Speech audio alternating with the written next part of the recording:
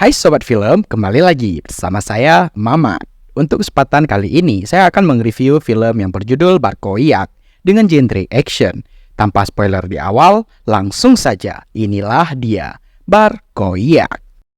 Berlokasi di Polandia, film akan dibuka pada sang juara MMA 10 kali berturut-turut yang bernama Tomasz Barkowiak, yang kebetulan sedang menerima tantangan dari seorang petarung yang memiliki julukan si Codet, di mana Tomasz jauh lebih unggul di ronde pertama, yang mana hal itu mendapatkan apresiasi dari pelatihnya. Namun pada ronde kedua, entah kenapa Tomasz tiba-tiba kehilangan kesadarannya. Kepalanya tiba-tiba pening, pandangannya mulai kabur, sehingga si Codet memanfaatkan kesempatan tersebut untuk melakukan serangan bertubi-tubi, hingga Tomasz dibuat tumbang saat itu juga.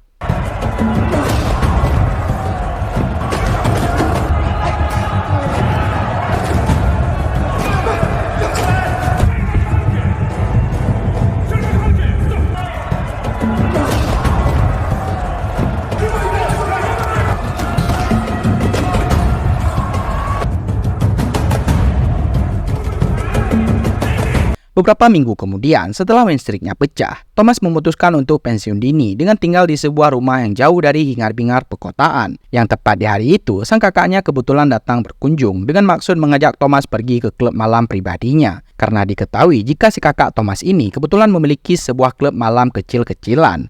Yang karena Tomasz menolak ajakannya, si kakak pun memutuskan untuk pergi sendirian saja. Przyjechali upomnieć się o swoje i spalili mu salę.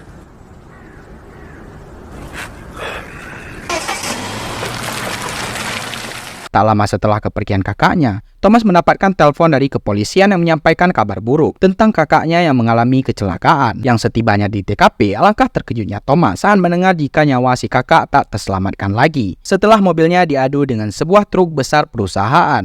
Sehingga semakin lengkaplah penderitaan si Tomasz, yang selain kalah dalam pertandingan, kini dia harus kehilangan kakak yang dicintainya. Już prawie wszyscy wiedzą. 6 bulan kemudian, Tomasz kini menjadi bos sekaligus menjadi pemilik sah klub malam menggantikan peran kakaknya. Yang kebetulan pada malam itu ada tamu spesial, yaitu seorang selebriti sekaligus rapper terkenal yang bertingkah rese.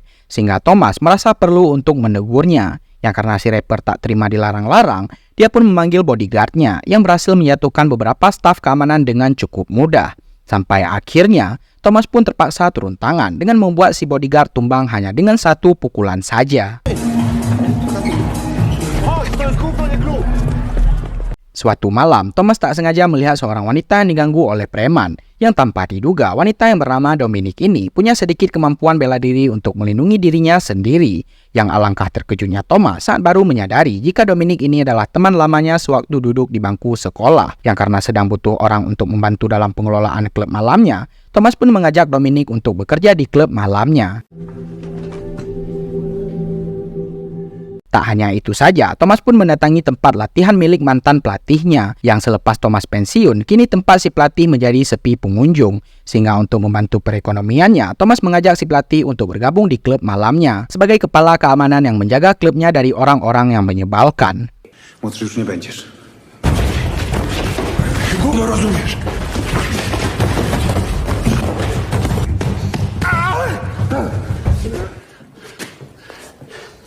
Berpindah ke tempat lain, kita diperlihatkan seorang pembisnis besar yang kita panggil saja dia si bos, yang kebetulan merupakan orang yang sangat berkuasa di kota ini dan sedang memiliki visi untuk membangun gedung-gedung tinggi di lahan yang masih ditempati oleh warga sipil, di mana si bos adalah tipikal orang yang harus mendapatkan apa yang dia inginkan.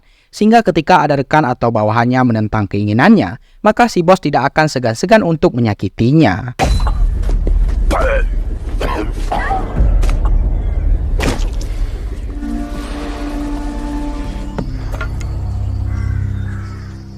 Karena masih banyak warga yang menolak menjual tanah mereka, si bos pun membayar preman yang ternyata adalah si Codet, yang saat ini kebetulan sedang merusak toko warga sipil, di mana toko mereka kebetulan berada di blok yang sama dengan klub Tomasz, yang tentunya Tomasz pun akan dipaksa juga untuk menjual klub malamnya.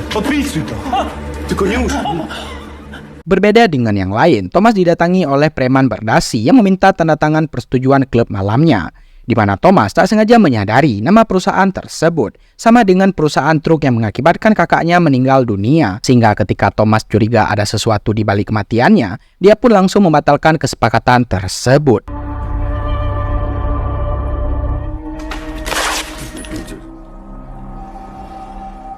berpindah ke kediaman si bos yang sedang memeriksa data lahan yang akan menjadi lokasi proyek besarnya, yang dari sebagian besar pemilik tanah hanyalah Thomas yang belum memberikan tanahnya. Sehingga dia pun memanggil si Codet yang ternyata adalah keponakannya sendiri untuk memaksa Thomas agar menjual klub malamnya.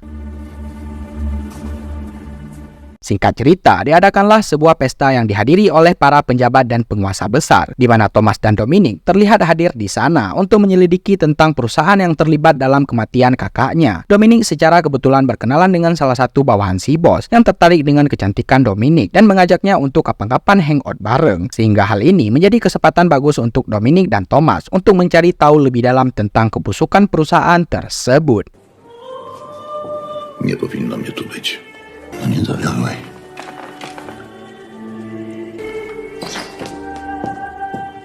Selesai pesta, mereka berdua pun segera kembali ke klub, yang di situ sudah ada si Codet dan geng premannya, bermaksud untuk mengobrak-abrik tempat ini. Namun dengan adanya sosok si pelatih, membuat mereka memilih untuk pergi daripada harus melawan si pelatih yang sudah siap berkelahi ini. Nie warto.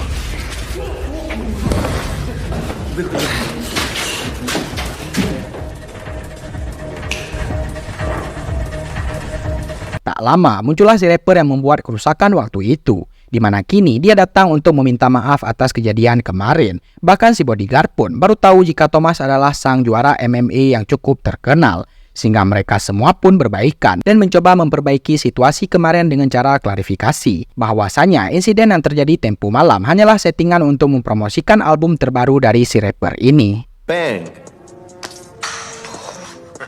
Tepat saat Thomas sedang mengobrol dengan si pelatih, tiba-tiba saja terjadi keributan di luar, yang ternyata toko milik si kakek dan si nenek ludes terbakar. Dan tak lama kemudian muncullah panggilan telepon yang berasal dari si Codet, yang mengatakan jika kebakaran tersebut adalah ulahnya, yang jika Thomas tidak ingin klub malamnya mengalami hal yang sama, maka segeralah jual klub malamnya tersebut.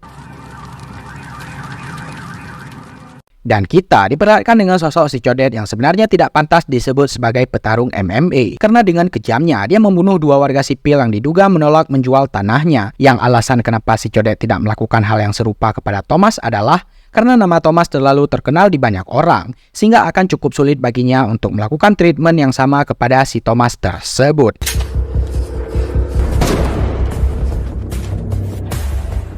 Suatu hari, ketika Thomas dan Dominic sedang kencan di luar, muncullah beberapa preman suruhan si Codet yang mendatangi klub, tepat saat hanya ada si pelatih yang sedang sendirian, di mana momen seperti ini sebenarnya sangat ditunggu-tunggu oleh si pelatih, yang pada dasarnya memang suka berkelahi dan memacu adrenalinnya sendiri.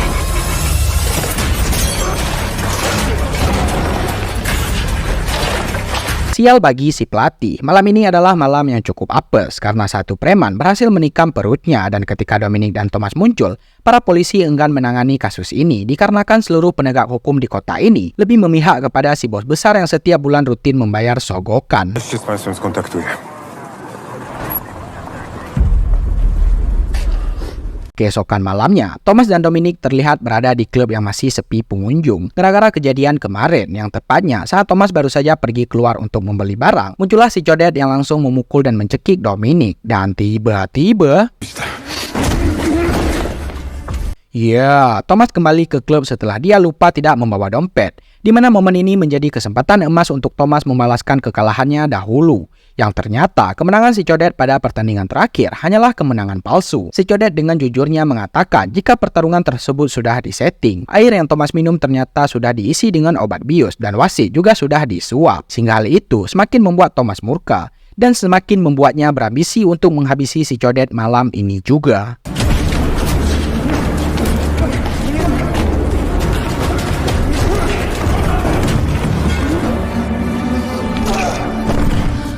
Si Codet pun mati setelah Thomas menggunakan serangan mematikan, di mana mereka berdua segera mendatangi bawahan si bos yang kebetulan berniat untuk kabur dari si bos. Yang tepat saat si Om akan buka suara dan menjelaskan semuanya, muncullah si bos bersama antek-anteknya yang berhasil melumpuhkan mereka dan mengikat Thomas di atas kursi.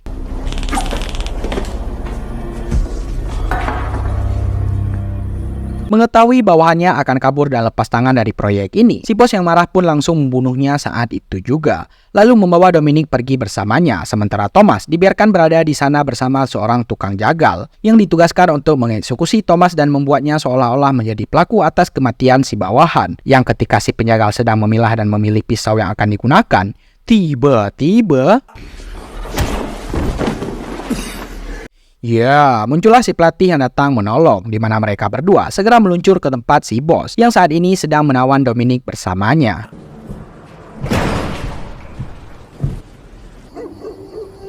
Dengan kemampuan bertarung yang mereka miliki, tak sulit bagi Thomas dan si pelatih untuk melumpuhkan beberapa penjaga di rumah si bos, sehingga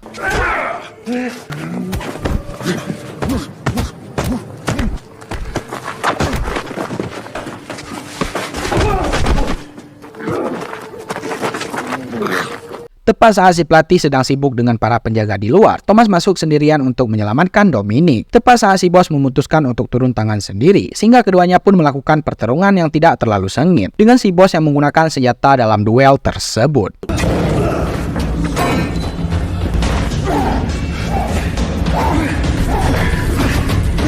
Coś pięknego!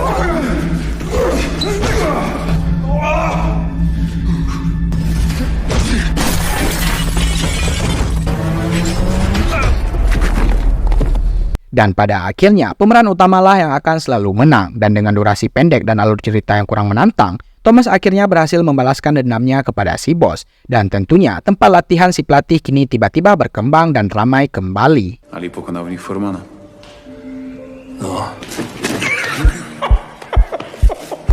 Dan film pun berakhir. Dah guys, see you next time.